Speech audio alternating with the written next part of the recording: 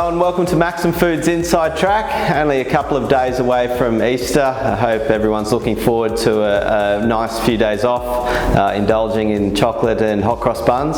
Let's have a look at the dairy industry. Starting off with whole milk powder, so we saw an increase on the GDT last night of above 2%, much to do with Chinese involvement. They were 48% of the whole milk purchases last night.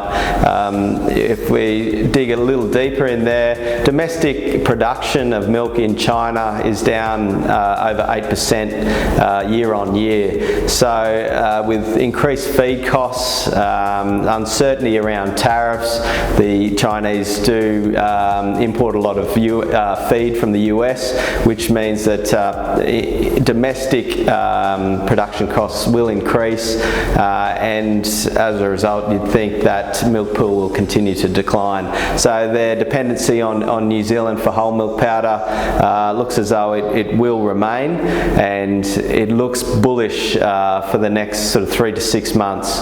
We have new season coming in New Zealand. We've had some drought conditions over the last 2 or 3 weeks, even though there has been some good rain last week. Still in some of those Waikato regions they did miss some rain, so supply is down year on year from New Zealand. So yeah, all signs are pointing to a strong whole milk market for the next 3 to 6 months. Having a look at skim milk powder, skim has been a bit harder to read in the last 2 to 3 months. We saw a decrease on the GDT last night, but in general demand is still quite good for New Zealand and Australian skim. If you look over to the US, supply has been okay, but we have seen I guess less demand on the export market for US skim. In the EU, pricing is still static, and there hasn't been a lot of activity there. So yeah, things are still hard to read, and but I still would predict a reasonably flat to bullish conditions for skim in the next 3 months.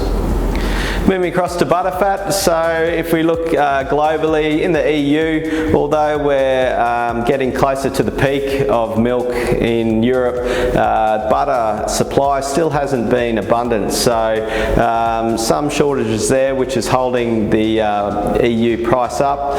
In the US, we saw that dip probably 6 to 8 weeks ago in pricing. That has recovered a little, and if you look over to Australia and New Zealand, yeah, pricing still very firm. So supply in New Zealand has diminished considerably.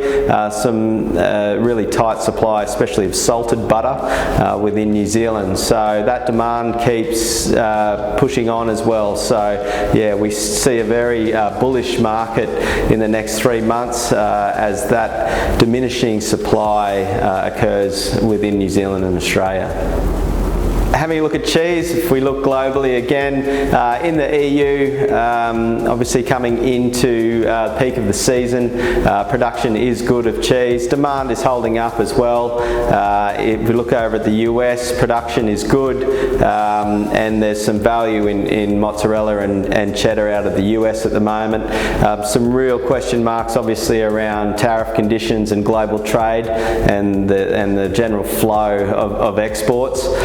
If we look over in Australia and New Zealand, production has been good of with cheese. Once again, big question mark as to the direction of general trade of cheese around globally. So yeah, not a few more questions than answers at the moment in terms of the cheese market, but as it stands, it seems quite flat.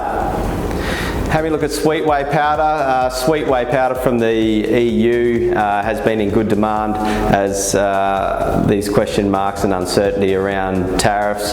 Obviously a lot of US whey does flow into China because of pig feed and general animal feed, so a bit of a question mark as to how that will all progress in coming months.